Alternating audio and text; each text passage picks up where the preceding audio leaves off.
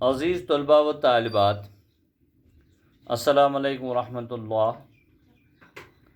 آج ہم علی سکندر جگر مراد آبادی کے حالات و زندگی اور ان کی شاعرانہ خصوصیات پر مختصراً بحث کرنے کی کوشش کریں گے۔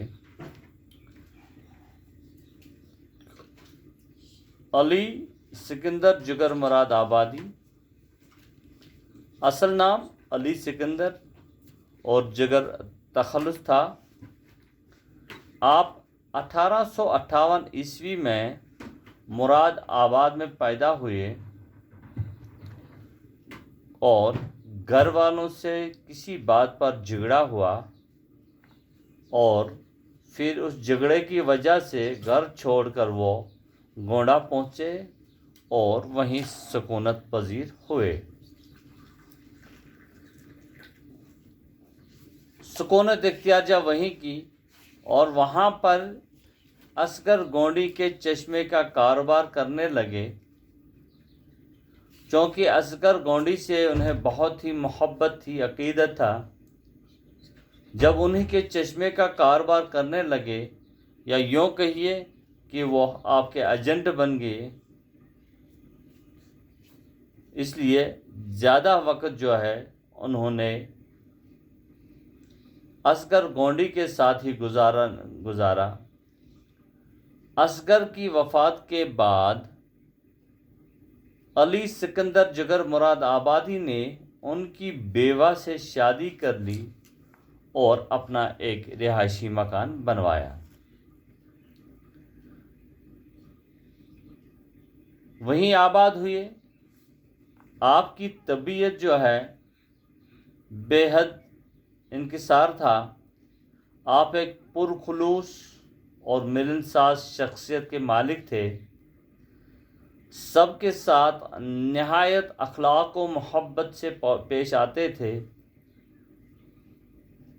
جوانی کے عالم میں بہت زیادہ شراب پیتے تھے، لیکن بعد میں شراب پینے سے توبہ کر لی اور ایک سچے اور پکے مسلمان کی طرح باقی زندگی گزار دی۔ انہوں نے فارسی زبان اچھی طرح سے سیکھ لی تھی، لیکن انگریزی زبان پر قدر عبور نہ تھا۔ علی گڑھ مسلم یونیورسٹی نے انہیں ڈاکٹریٹ کی اعزازی ڈگری سے نوازا۔ بچپن سے ہی شاعری کا شوق تھا اور اپنے والد سے اصلاح لیتے رہے اور بعد میں داغ و تسلیم کی شاگردی میں رہے۔ اصغر گونڈی سے بھی فیض حاصل کیا اور بالآخر 9 ستمبر 1960 عیسوی میں وفات پائی۔ شاعرانہ خصوصیت ان کی یہ ہے کہ جگر مراد آباد، علی سکندر جگر مراد آبادی کو شہنشاہ تغزل کہتے ہیں۔ ان کی غزلیں سادگی سے بھری ہوئی ہے، ان میں دلکشی پائی جاتی ہے، رنگینی ہے، ان میں سرمستی ہے ان کے غزلوں میں، اور خاص کر ان کے غزلوں میں ترنم کا اعلیٰ نمونہ پایا جاتا ہے۔ فارسی ترکیبوں کا استعمال ان کے کلام کی خاصیت ہے اور اس سے ان کے کلام میں حسن پیدا ہو گیا ہے۔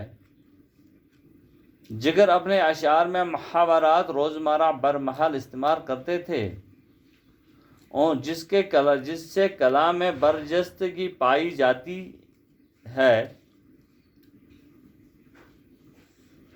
ابتدا کی شاعری میں عشق مجازی کا جوش تھا۔ ابتدائی کلام کے بعد اشعار میں الفاظ اپنا مفہوم پیش نہیں کرتے اور کچھ خامیاں بھی موجود ہیں، لیکن وقت کے ساتھ ساتھ یہ خامیاں دور ہو گئی ہیں اور ان کی شاعری عروج پر پہنچی۔ جگر مراد آبادی کے کلام کے 3 مجموعے شائع ہو چکے ہیں: داغ جگر، شعلہ طور، آتش گل۔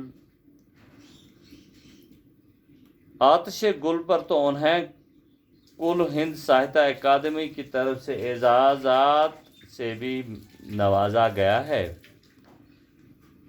مختصراً علی سکندر جگر مراد آبادی کی یہ حالات و زندگی تھے، اور انشاءاللہ کل ہم ان کے غزلوں کی تشریح کرنے کی کوشش کریں گے۔ تب تک ہم آپ سے وداع چاہتے ہیں۔ اللہ حافظ۔